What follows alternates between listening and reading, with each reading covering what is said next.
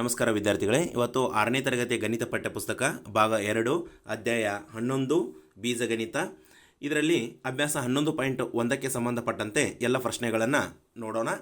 ಇನ್ನು ನಮ್ಮ ಚಾನಲ್ನ ಯಾರ್ಯಾರು ಸಬ್ಸ್ಕ್ರೈಬ್ ಮಾಡ್ಕೊಂಡು ದಯವಿಟ್ಟು ಸಬ್ಸ್ಕ್ರೈಬ್ ಮಾಡ್ಕೊಳ್ಳಿ, ಶೇರ್ ಮಾಡಿ, ಲೈಕ್ ಕೊಡಿ ಅಂತ ಹೇಳ್ತಾ ಇಲ್ಲಿ ಮೊದಲನೇ ಪ್ರಶ್ನೆಯನ್ನು ಗಮನ ಹರಿಸೋಣ. ಇಲ್ಲಿ ಕೊಟ್ಟಿರುವಂಥ ಪ್ರಶ್ನೆಯನ್ನು ನೋಡ್ಕೋಬೋದು ನೀವು, ಏನು ಕೊಟ್ಟಿದ್ದಾರೆ ಅಂಥೇಳಿ. ಈ ಮುಂದೆ ನೋಡಿ, ಮೊದಲನೇ ಪ್ರಶ್ನೆ, ಈ ಮುಂದೆ ಕೊಟ್ಟಿರುವ ವಿನ್ಯಾಸಗಳನ್ನು ಮಾಡಲು ಬೇಕಾಗುವ ಬೆಂಕಿ ಕಡ್ಡಿಗಳ ಸಂಖ್ಯೆಗಳನ್ನು ಕಂಡುಹಿಡಿಯಲು ಸಹಾಯ ಮಾಡುವ ನಿಯಮವನ್ನು ಬರೆಯಿರಿ. ನಿಯಮಗಳನ್ನು ಬರೆಯಲು ಚರಾಕ್ಷರನ ಬಳಸಿರಿ ಅಂತಿದೆ. ಹೌದಾ?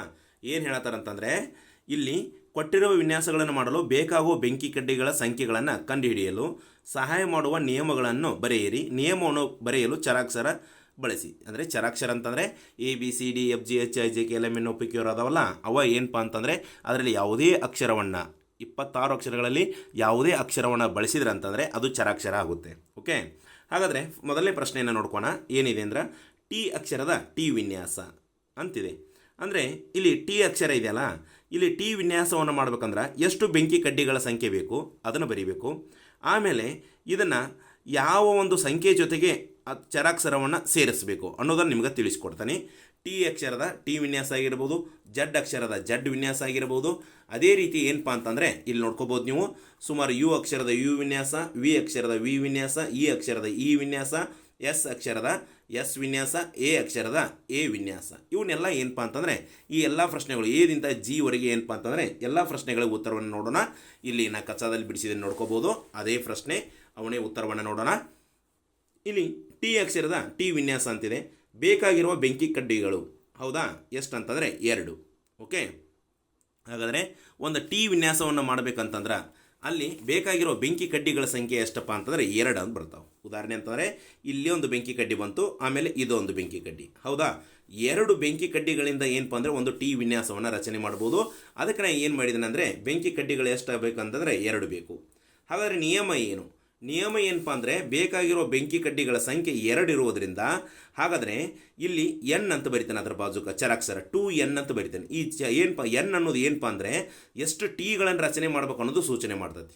ಉದಾಹರಣೆ, ನೀನು 3 ಟಿ ರಚನೆ ಮಾಡಬೇಕಂತಂದರೆ ಈ ಟಿ ಇದೆಯಲ್ಲ, ಇಂಥ 3 ಟಿ ರಚನೆ ಮಾಡ್ಬೇಕಂದ್ರೆ ಎಷ್ಟು ಬೆಂಕಿ ಕಡ್ಡಿಗಳನ್ನು ಬೇಕು ಅಂತ ಅನ್ನೋದು ಈ ಎನ್ ಮುಖಾಂತರ ನಾವು ಗುರ್ತಾ ಹಿಡಿಬೋದು. ಹೇಗೆ ಏನು ಮಾಡ್ಬೇಕಂದ್ರೆ ಈ 2 ಹೇಗೈತಲ್ಲ ಹಾಗೆ ಬರೀಬೇಕು. ಎನ್ ಅಂತಂದರೆ ಎಷ್ಟು ಟಿ ರಚನೆ ಮಾಡತ್ತಲ್ಲ ಆ ಟೀಗಳ ಸಂಖ್ಯೆಯನ್ನು ಎನ್ನದಲ್ಲಿ ತುಂಬಬೇಕು. 3 ಟಿ. ಹೌದಾ? ಹಾಗಾದರೆ 2 3 6. ಹಾಗಾದರೆ 3 ಟಿ ರಚನೆ ಮಾಡ್ಬೇಕಂದ್ರೆ ಏನಪ್ಪ ಅಂದರೆ 6 ಬೆಂಕಿ ಕಡ್ಡಿಗಳು ಬೇಕಂತ ಇದು ಸೂಚನೆ ಮಾಡುತ್ತೆ. ಅರ್ಥ ಆಯ್ತಾ? ಹಾಗಾದರೆ ಎನ್ ಅನ್ನೋದು ಎಷ್ಟು ಟೀಗಳ ರಚನೆ, ಎಷ್ಟು ಟಿ ರಚನೆ ಮಾಡಬೇಕನ್ನೋದು ಇದು ಸೂಚಿಸ್ತದೆ. ಓಕೆ, ಹಾಗಾದರೆ ನೆಕ್ಸ್ಟು ಇಲ್ಲಿ ನೋಡ್ಕೋಬೋದು. ಅದನ್ನ ಏನಪ್ಪ ಅಂದರೆ ನಿಯಮ 2n ಅಂತ ಬರದೆ. ಇನ್ನು ನೆಕ್ಸ್ಟು ಜಡ್ ಅಕ್ಷರದ ಜಡ್ ವಿನ್ಯಾಸ ಬೇಕಾಗಿರುವ ಬೆಂಕಿ ಕಡ್ಡಿಗಳು ಎಷ್ಟು ಅಂತಂದರೆ 3. ಹೌದಾ? ಯಾವ ರೀತಿ ಅಂತಂದರೆ ನೋಡ್ಬೋದು ನೀವು, ಇಲ್ಲಿ ಜಡ್ ರಚನೆ ಮಾಡೋಕೆ 1 ಬೆಂಕಿ ಕಡ್ಡಿ, 2, ಆಮೇಲೆ 3 ಬೆಂಕಿ ಕಡ್ಡಿ. ಹೌದಾ? ಹಾಗಾದರೆ ಬೆಂಕಿ ಕಡ್ಡಿಗಳ ಸಂಖ್ಯೆ 3. ಹಾಗಾದರೆ ಇಲ್ಲಿ ಇದನ್ನು ಏನು ಮಾಡ್ತಾವಪ್ಪ ಅಂತಂದರೆ ನಿಯಮ ಅಂತಂದಾಗ 3n ಅಂತ ಬರುತ್ತೆ. ಓಕೆ, 3n ಅಂತ ಅನ್ನೋದು ಯಾಕೆ ಗೊತ್ತಾಯ್ತಾ? ಹಾಗಾದರೆ ಈ ಬೆಂಕಿ ಕಡ್ಡಿಗಳ ಸಂಖ್ಯೆ ಎಷ್ಟು ಅಂತಂದರೆ 3. ಹಾಗಾದರೆ ಎಷ್ಟು ಜಡ್ ರಚನೆ ಮಾಡ್ತೀಯಲ್ಲ ಆ ಜಡ್ ರಚನೆ ಮಾಡ್ತೀಯಲ್ಲ ಆ ಎನ್ನದೊಳಗೆ ಏನಪ್ಪ ಅಂತಂದರೆ ನೀ ಅಷ್ಟು ಜಡ್ಡುಗಳ ಸಂಖ್ಯೆ ಇಲ್ಲಿ ತುಂಬಬೇಕು. ತುಂಬಿ ಈ ಬೆಂಕಿ ಕಡ್ಡಿಗಳ ಸಂಖ್ಯೆ ಏನೈತಲ್ಲ ಇದ್ರ ಜೊತೆಗೆ ಗುಣಿಸಿದಂತಂದ್ರೆ ಅಲ್ಲಿ ಎಷ್ಟು ಬೆಂಕಿ ಕಡ್ಡಿಗಳು ಬೇಕು ಅನ್ನೋದು ಗೊತ್ತಾಗತ್ತೆ. ಉದಾಹರಣೆ, ಈ ಜಡ್ಡುಗಳು ನಾ ಏನು ಮಾಡ್ತಾನಂತಂದರೆ 3 ಜಡ್ಡುಗಳ ರಚನೆ ಮಾಡಬೇಕಾಗಿತ್ತು. ಹಾಗಾದರೆ ಬೇಕಾಗಿರುವ ಬೆಂಕಿ ಕಡ್ಡಿಗಳ ಸಂಖ್ಯೆಗಳನ್ನು ಕಂಡುಹಿಡಿ ಅಂತಂದಾಗ 3 ಈ ಎನ್ ಜಾಗದಾಗ ಏನಪ್ಪ ಅಂದರೆ ಎಷ್ಟು ಜಡ್ ರಚನೆ ಮಾಡತ್ತೀನಿ 1 2 3 ಐತಲ್ಲ ಅದನ್ನು 3 ಇಟ್ಕೋಬೇಕು. ಈಸ್ಕ್ವಲ್ ಟು 3 × 3 ಏನಪ್ಪ ಅಂದರೆ 9. ಅಂದರೆ 9 ಬೆಂಕಿ ಕಡ್ಡಿಗಳ ಸಂಖ್ಯೆ ಬೇಕಂತ ನಾವು ಈಸಿಯಾಗಿ ಗುರ್ತಾ ಹಿಡ್ಕೋಬೋದು. ಅದರ ಸಲುವಾಗಿ ಏನಪ್ಪ ಅಂದರೆ 3n ಅಂತ ಬರುತ್ತೆ. ಇಲ್ಲಿ ಈ 3 ಯಾಕೆ ಸ್ಟಾರ್ಟ್ ಆಗ್ತಂದರೆ ಇಲ್ಲಿ ಬೇಕಾಗಿರೋ ಬೆಂಕಿ ಕಡ್ಡಿಗಳ ಸಂಖ್ಯೆ 3, ಅದರ ಸಲುವಾಗಿ 3n ಅಂತ ಬರದೆ. ಇಲ್ಲಿ ಬೇಕಾಗಿರೋ ಬೆಂಕಿ ಕಡ್ಡಿಗಳ ಸಂಖ್ಯೆ 2, ಅದಕ್ಕೆ ಇಲ್ಲಿ 2n ಅಂತ ಬರದೆ. ಈ 3 ಮತ್ತು 2 ಯಾಕೆ ಬರುತ್ತೆ ಅನ್ನೋದು ಗೊತ್ತಾಯ್ತಾ? ಹಾಗಾದರೆ ಅದೇ ರೀತಿ ಏನಪ್ಪ ಅಂತಂದರೆ ಇಲ್ಲಿ ನೋಡ್ಕೊಂಡು ಹೋಗ್ಬೋದು ನೀವು. ನೆಕ್ಸ್ಟ್ ಇನ್ನು ಯು ಅಕ್ಷರದ ಯು ವಿನ್ಯಾಸ ಅಂತಿದೆ. ಬೇಕಾಗಿರೋ ಬೆಂಕಿ ಕಡ್ಡಿಗಳು ಎಷ್ಟಪ್ಪ ಅಂತಂದರೆ 3. ಹೌದಾ? ಹಾಗಾದರೆ ನಿಯಮ ಏನಪ್ಪ ಅಂದರೆ 3n. ಯಾಕಂದರೆ ಒಂದು ಯು ರಚನೆ ಆಗ್ಬೇಕಂದ್ರೆ ಬೇಕಾಗಿರೋ ಬೆಂಕಿ ಕಡ್ಡಿಗಳ ಸಂಖ್ಯೆ ಎಷ್ಟಪ್ಪ ಅಂದರೆ 3. 1 ಹೌದಾ. ನೆಕ್ಸ್ಟು 2 ಬೆಂಕಿ ಕಡ್ಡಿ, 3 ಬೆಂಕಿ ಕಡ್ಡಿ, ಈ ರೀತಿ ಏನಪ್ಪ ಅಂದರೆ 3 ಬೆಂಕಿ ಕಡ್ಡಿಗಳು ಬೇಕು. ಹಾಗಾದರೆ ಬೇಕಾಗಿರೋ ಬೆಂಕಿ ಕಡ್ಡಿಗಳ ಸಂಖ್ಯೆ ಎಷ್ಟು? 3. ನಿಯಮ ಏನಪ್ಪ ಅಂದರೆ 3n. ಈ 3n ಹೆಂಗೆ ಬಂತು ಅನ್ನೋದು ಹೇಳಿದೆ ನಾನು ನಿಮಗೆ, ಮೇಲೆ 2 ಲೆಕ್ಕವನ್ನು ತಿಳಿಸಿದ್ದೀನಿ. ಇನ್ನು ನೆಕ್ಸ್ಟ್ ಏನಪ್ಪ ಅಂತಂದರೆ ಇಲ್ಲಿ ಡಿ ಅನ್ನು ನೋಡ್ಕೋಬೋದು ಯಾವ ರೀತಿ ಇದೆ ಅಂತ ಹೇಳಿ. ಡಿ ಹಾಗಾದರೆ ಇಲ್ಲಿ ವಿ ಅಕ್ಷರದ ವಿ ವಿನ್ಯಾಸ ಅಂತ ಕೇಳಿದ್ದಾರೆ. ಹಾಗಾದರೆ ಇಲ್ಲಿ ಬೇಕಾಗಿರೋ ಬೆಂಕಿ ಕಡ್ಡಿಗಳ ಸಂಖ್ಯೆ ಏನಪ್ಪ ಅಂದರೆ 2. ಹೌದಾ. ವಿ ರಚನೆ ಆಗ್ಬೇಕಂದ್ರೆ 2 ಬೆಂಕಿ ಕಡ್ಡಿಗಳು ಬೇಕು.